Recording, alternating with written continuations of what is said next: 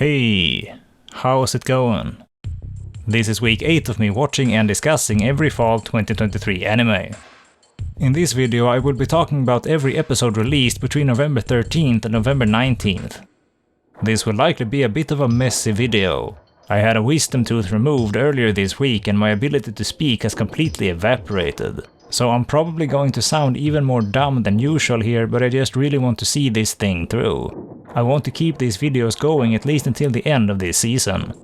So yeah, this one is probably not worth watching. It's just for the sake of my own completion. I'm going to try to keep myself extra short here as talking is just a tad bit unpleasant at the moment. Anyway, I had 11 episodes to watch this time around. A totally reasonable number, honestly. So let's get to it.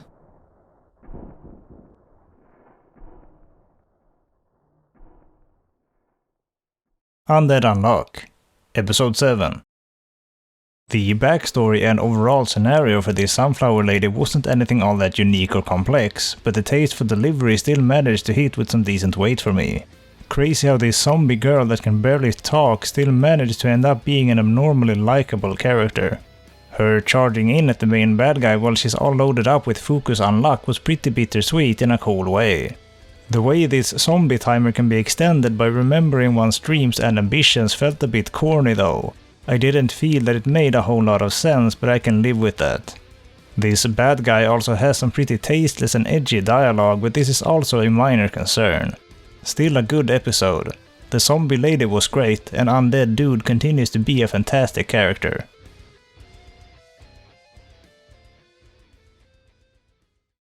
"16-bit Sensation Another Layer" Episode 7. ちょっと勇気を出すために音楽かけます。めんどくせえな。交わした約束忘れないよ目を閉じてしかめる押し寄せ。 Alright, I did not expect to hear the Madoka OP in this episode. That was kinda wild. And rather welcome. I was really fond of getting to see the crew just fully invest themselves into the product they are making again. Konoha's energy continues to be contagious, and seeing her ideas and vision be slowly realized with the help of the others is incredibly gratifying to me. It was especially cool to see some close-ups of her illustrations and all the example pictures for the merch she was intending to have made. These illustrations are legitimately strong and the merch angle is very authentic. The twist that Mamoru suddenly became the one to time leap was really unexpected to me, but that can probably become all kinds of awesome fun. Can't wait to see how his personality reacts to this incident. Great episode. It's nice to be back on a more positive path, as I feel this is the expression this show does best.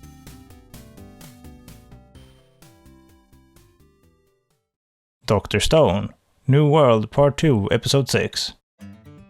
The build-up that has been going on for the past few episodes finally do amount to a couple of fairly meaningful developments.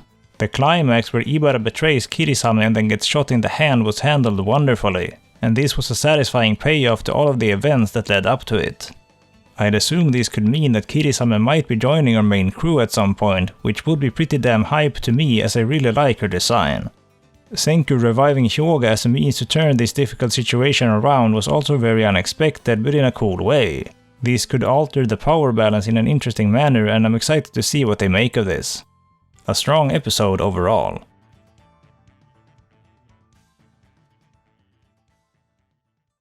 Under Ninja Episode 7. Oh shit, there are Karage-kun boxes in that counter back there. Man, words can't express how much I miss being able to eat those. They are still among the tastiest damn things I've ever eaten. Lawson, please open a store in Sweden. It's weird though, because this store in the show is obviously meant to be a Family Mart going by the color scheme outside. And Family Mart doesn't sell Karage-kun, that's a Lawson exclusive. Anyway, obviously this old lady is a ninja too, but she gets killed. Unlucky. Also, this episode title is pretty amazing. Whoa, who is this lady? She's got some seriously cool fashion going on. A fair few dramatic developments seem to be occurring among the various factions at play here, but as always I'm completely lost on most of it, and that's totally okay.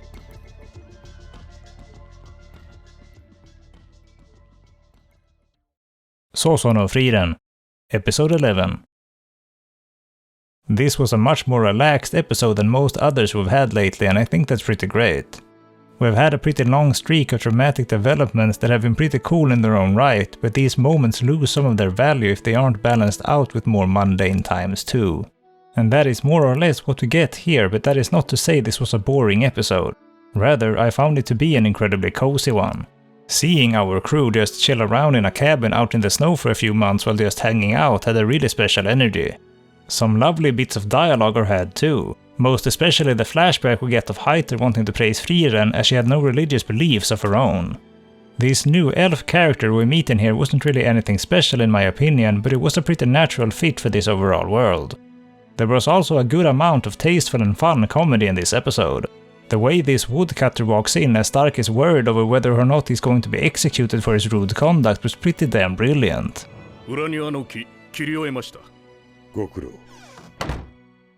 Our gang eats some massive goddamn hamburgers at one point. Look at these crazy things. And Stark still hasn't gotten over how he was scammed by that barkeep that one time. Like he's really upset it seems, because he remembers this not once but twice while having passed out from the cold. How obsessed are you with these jumbo berry things, bro? Anyway, really enjoyable episode. I appreciated this change of pace a great deal.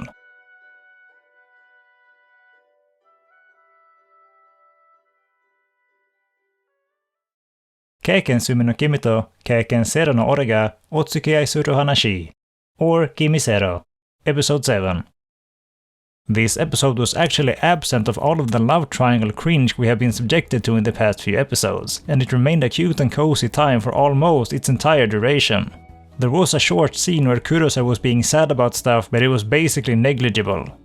Main girl and main guy are just chilling together while working at this beach store, and Runa is looking pretty damn good in this getup. This backstory scenario we get of Runa and Kurosa was pretty weak and shallow, and Runa's plan to forge some kind of friendship with her seems incredibly silly. It really shouldn't need to be such a calculated act, just talk to her, girl. Anyway, there's some festival later and Runa dresses up in a yukata and once again looks damn good. There's an exchange towards the end of this episode where Runa starts crying about how these happy moments aren't her first experiences, and this is kind of hit and miss in my opinion. The scenario itself certainly has potential to hit with some decent emotional impact, but the delivery isn't really up to the task. It feels a bit forced and weird. Either way though, I had a good time with this episode. It was nice to just get some pure and cute things again. Hikikomari Kyuuketsuki no Monmon, Episode 7. Alright, so this big bad lady is back again, but she's giving advice on how to make Tarakomori be better able to help this new girl. That's kinda weird, maybe I've missed something again. Anyway, this death game war thing is starting and there's actually a surprising amount of fun moments here and there. The fact that Tarakomori is completely uninterested in all of this and just wants to go home is cute and fun. And Vilheis suddenly getting flustered in the midst of them being attacked also had me let off a bit of a grin. These two are quite cute together actually. Tarakomori gets some blood in her face again and her reaction is apparently equivalent to a nuclear bomb. That's pretty hot, not gonna lie. Anyway, the episode ends with this new girl doing some mind magic on Tarakomori. Very ominous. I actually thought this episode was kinda alright. The comedic bits hit in all the right ways here and nothing was all that edgy or annoying this time around. Not bad.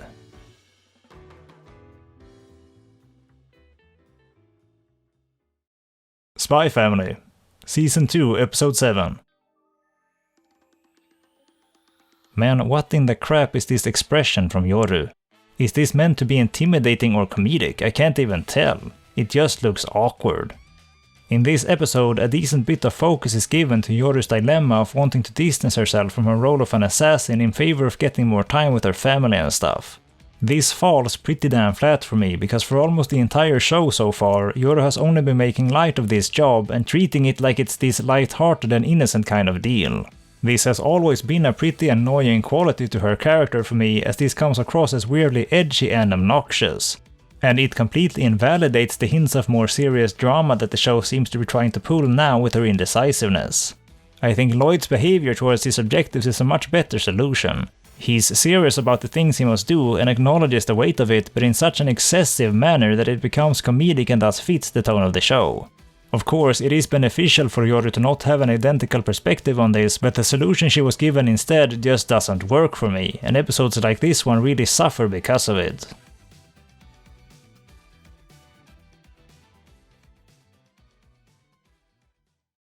Kusuriya no Hitorigoto Episode 7. Holy shit, it's young Mao Mao. That is certainly quite adorable. Is it still Yuki Aoi saying Oyaji here? Doesn't really sound like it, but maybe her range is like super insane or something. Anyway, later on Mao Mao does some forensic analysis on this bowl and we get this little scene. This is a fairly minor and short-lasting sequence, but it was still super cute and memorable to me. The show didn't have to throw this in, but it did, and I loved that it did. Mao Mao helps to do some more things in regards to a conspiracy that seems to be going on against this cute but spooky concubine lady, and this is all pretty damn on point. We get to see some more of this purple hair man while he isn't upholding his persona, and I appreciate this. It's cool to know that he isn't actually that vapid goofball at heart. The way Mao Mao conducted this negotiation to get to go on a trip home was ruthless, and it was incredibly charming to see. This might be my favorite Yuki Aoi role in years. She's absolutely killing it with this character. She naturally develops the upper hand by slowly manipulating and nudging the negotiation in her favor, but she isn't obnoxious or forceful, she just casually plays her cards in the right order. Very cool. This Jinshi face in response to this was also pretty great. Anyway, Mao Mao goes on a trip home and the background scenery goes incredibly hard here. It's absurd how much detail has been poured into these complex environments and they're beautifully realized. Mao Mao's reunion with her old folks went down in a kind of unexpected way. First she gets punched in the gut and then her dad acts as if she had just been away on a short walk. But somehow these exchanges still felt incredibly fitting, and especially seeing her just catch up with her dad was very endearing. This whole visiting home segment was very lovely to me. Great episode.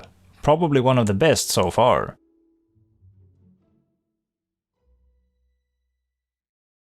Bokura no Ameiro Protocol Episode 7. So this manager dude starts talking about some future tournament where one of them apparently has a prize pool of 450 million yen. That sounds just a tad bit absurd.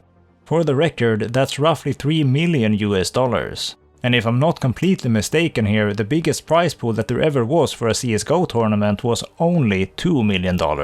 At the PGL Major in Stockholm in 2021. You're telling me this game has tournaments with that kind of prize money on the line? This game. Man, they're cramming in a love triangle into this show too now, are you actually serious? Oh man. I seriously fucking hate this outlook. When this girl starts comparing her own worth to the other lady, the only thing she ponders over is her appearance. As if that is the only thing that matters, not what kind of a person you are or anything. This is way too common in anime, especially when it comes to the breast size of girls. Who gives a damn shit? Is this just a part of how Japan as a society actually works? Because if so, that is pretty damn shitty. Anyway, there's some absolutely asinine dialogue between main dude and his mom later into the episode. She is insisting that he must stop doing what he likes doing because he matters. Okay, lady. This show is a total train wreck, but when it's fumbling PC gaming things, at the very least it's an entertaining train wreck. But in all other facets, especially in the case of character relationships and drama, it's just an utter agony to sit through. But I've come too far to back down now. I'm finishing this show, damn it. MF Ghost Episode 8. What? Crazy boy. Man, these moments with goofy English never get old for me. Just excellent delivery on all accounts here. And this scene also sums up this episode in an elegant manner, because this episode was pretty much all about Kanata and how he's starting to leave all the other noobs behind. I actually think this worked to great effect. It was exciting to see some bigger developments be made in regards to Kanata's position in this race. The way the show is talking up his unreal skills feels a bit ham-fisted at times though, but I can easily let that slide. Just seeing someone really shake up the dynamic is plenty satisfying, so I'm quite content with that. The show continues to find some interesting ways in which Kanata can get an advantage on the others despite his disadvantageous vehicle. He doesn't slow down in this foggy area, for example, as he's just got that good of a grasp on the course, which then obviously gives him many openings to overtake those ahead of him here. These overtakes were really cool too. The way Kanata didn't wait for openings and just went for even the smallest gaps was hype. Going by this map though, it seems like he's still a fair bit behind, but he's climbed into the single-digit numbers in this episode at least. But this is the last lap now, right? Or how many laps are there? Who knows? Either way, cool episode. I'm excited for the next one.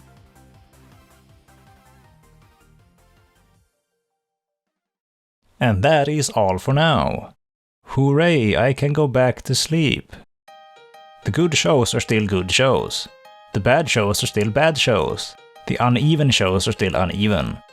For a less stupid summary, watch any other of these weekly videos. Anyway, I'm leaving now before I cough blood all over my monitor again. Thanks for watching my stuff, I hope you have a cool day, and see you next week perhaps.